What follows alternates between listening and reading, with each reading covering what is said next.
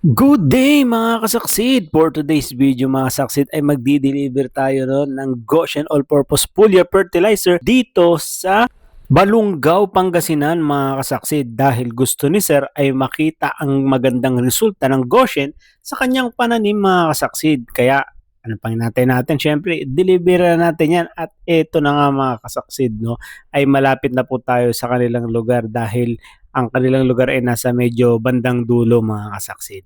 Kaya tara, let's go!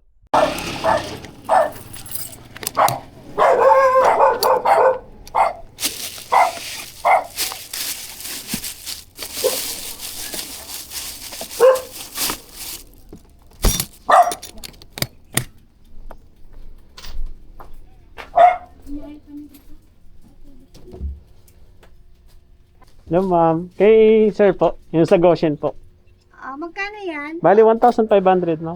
1.5. Opo. 1.5, sis! Oy, sis! Yung gamot. Ma'am, okay lang, naka-vlog ako. Document. Okay, nakikita ni sir na nagpa-vlog. At dyan na lang sa gilid. Dito po, sa gilid na lang. Okay, sige. Kukunin ko na lang. Okay, sige ma'am, thank you ma'am.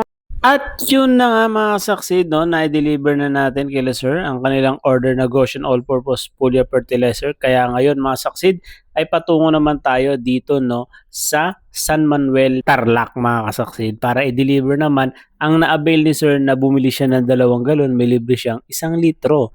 Kaya ano pang inaantay nyo? Tara, deliver na natin yan. Let's go! Ito po yung bahay nila ma'am.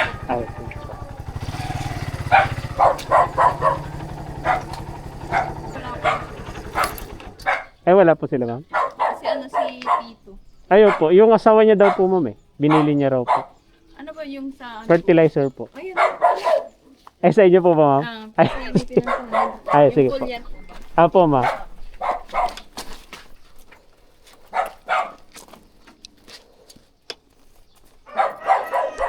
Punta daw po ata kasi sila Pampanga daw. Ayun.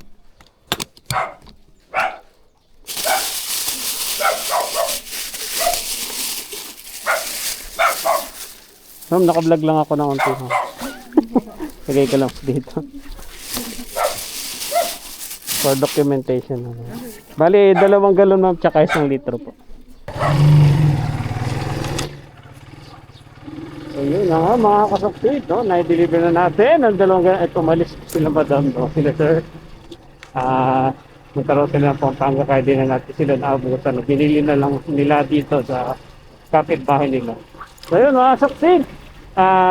Susunod may makonsult tayo mga sakit na nag-testimony naman ng Goshen na nag-repurchase para makita natin at matanong natin kung ano yung testimony at paggamit ng Goshen. Sila sir ay first time mga sakit na gagamit ng Goshen dahil nakita nga nila yung nag-trending na video natin na nakatipid sa abon. Kaya ayun. So yun, let's go mga sakit. Ayun na tayo.